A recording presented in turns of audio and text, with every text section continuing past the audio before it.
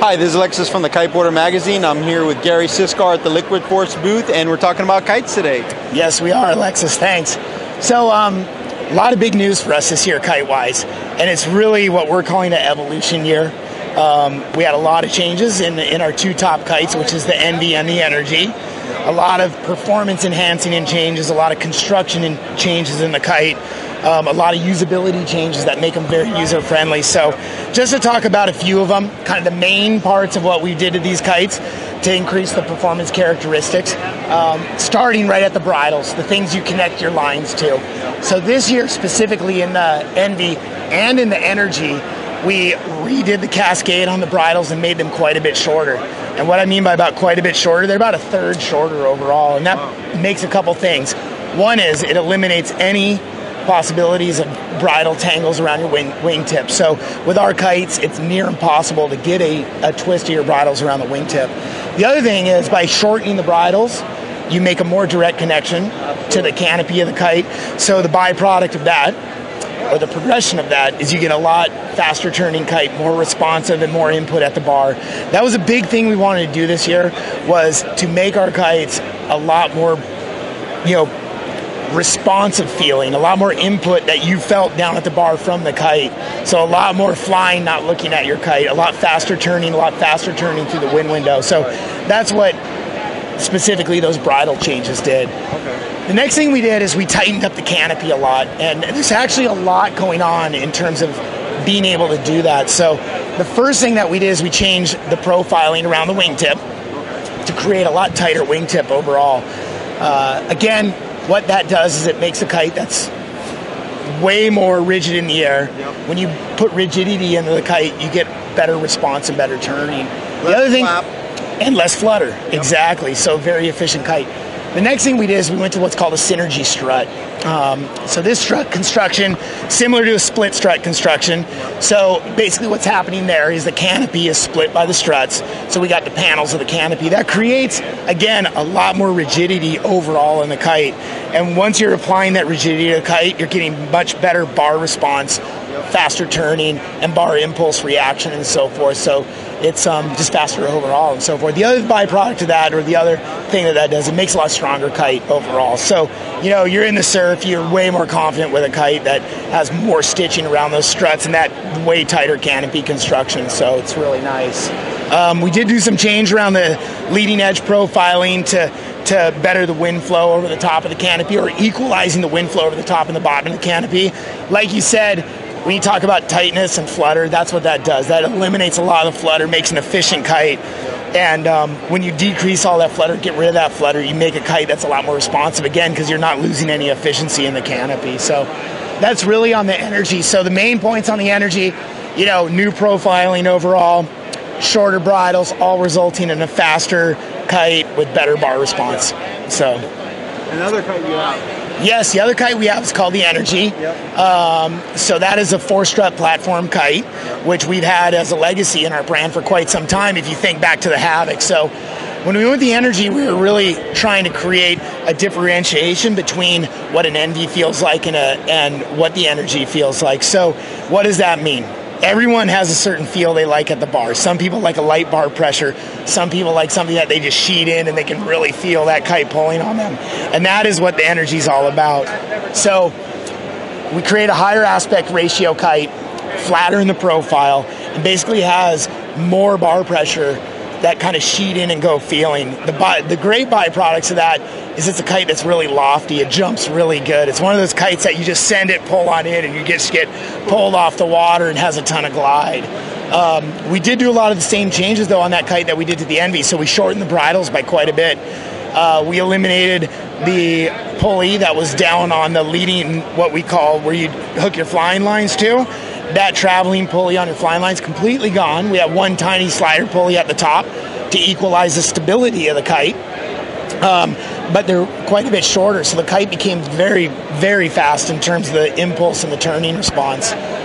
We also did the same things in the wingtips. We put a little more sweep in the wingtip, profiled them a little bit tighter, so you have a nice tight wingtip, rigid platform that makes the kite respond and feel better in the sky.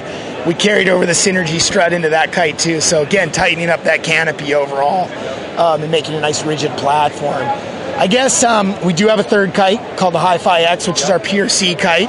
That kite is the same kite that we had this last year. There was nothing to change in that kite. Our top PKRA riders, Christoph Tack, Manuela Jungo, Nico Suriel, Oliver Umpierre, they're all riding that kite. We looked for their input, like, what do we change? All of them unanimously said, don't change anything. This thing's great. Like, right now, don't change anything. I'm, like, kicking ass on the PKRA. Let me keep running this thing. So we decided not to change that kite, so we're sticking with that one as is. How we kind of look at our kites, I think if people ask, like, all right, well, what's an Envy good for? What's an Energy good for? Is that a surf kite? Is that a freestyle kite? I really always equate it to, like, hey, it's really depends on the conditions or what you feel, What you want it to be. What you want it to be. I mean, if you look at, like, you take surf, for example, if you're in, very, side shore conditions or something that you need a kite that sits more in the middle of the wind window that has a lot of drift and so forth, you go with an Envy. If you're something like really hard offshore, you side offshore things, you need something to sit more forward, keep the kite over the top of the lip of the wave, that could be the Energy. So I really break it down into, like, the Envy is like our all-terrain, do-it-all. It's kind of I use that term a lot, like the Leatherman, jack of all trades. Like, you can go ride waves on it. You can go do freestyle on it. You can go be a wake style rider on that thing because it rides unhooked really, really well.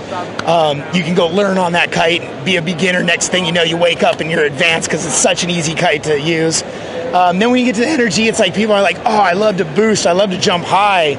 I want to float above everyone. It's like, that's the kite. Or it's like, man, I'm lucky enough.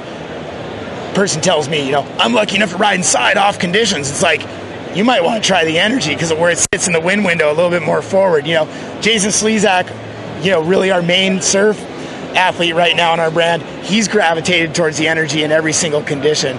He just likes the feel of that kite and so forth. So for 2014, we're continuing on with what we call the CPR system, which is a center push release, which is a very safe system. We've been using the system now for going on 5 years, and it's very proven. We believe a lot in this system, and the key features of this is we don't have any moving parts.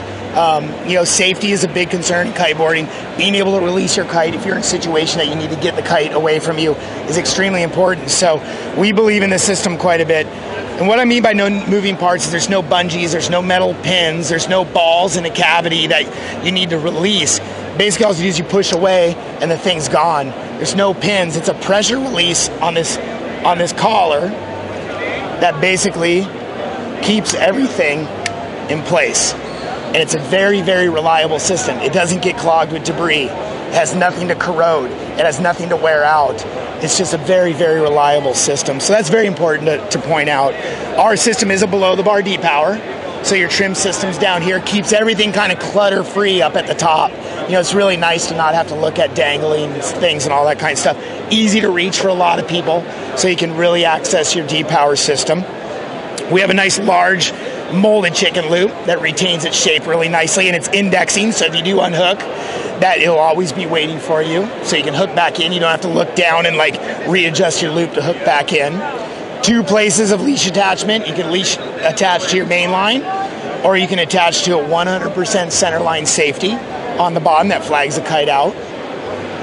When we get to the bar itself, we've done a lot of work on the bar over the past couple of years. We got the diameter down. One thing we did too is we made it nice and ergonomic, so you can really feel where your hands are on the bar, and makes it very fatigue free. A lot of people ask why we do these massive EVA floats. Well, they're called floats, and you want your bar to float, right? So that's number one. So very safe bar. Last thing you want to do is let go of your bar, have the thing sink down. What people don't realize is when your bar sinks, it sinks your lines. If you're in shallow, exactly, you get tangles and so forth. It can tangle around rocks in shallow water. And they're safer. They're nice. I don't know if anyone ever poked their surfboard with a bar end. These won't put a hole in it, so it's really, really good. We have a sliding stopper ball, so you can adjust the throw of your bar overall. Next thing, when we come up, we have a nice, what we call our self-flushing swivel. So it's a nice free-flowing ceramic self-flushing swivel. What I mean by self-flushing is it has a lot of space in between the bearings. So you just rinse it off, maintain this. It'll always stay nice and free-flowing, so you keep your flying lines twist-free and so forth. One thing we did this year too is we upgraded our lines to a 300 Dcp line, and they're coated, so they're really nice and stiff. They're pre-stretched. They stay nice and tangle-free, so when you're undoing your lines on the beach, you're not wrapping up on itself as much as a lot of lines out there and so forth, so it's easier to rig your kite.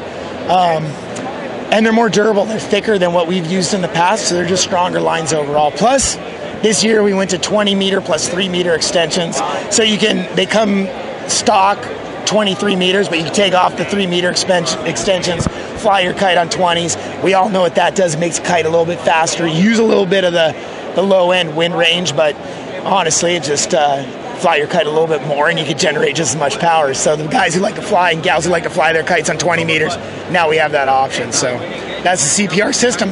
Cool. Well, thank you so much. Where can we find more info on this? For any information on all our boards, our kites, our accessories, one of the most extensive lines in kiteboarding, go to liquidforcekites.com. Thank you so much. Thanks.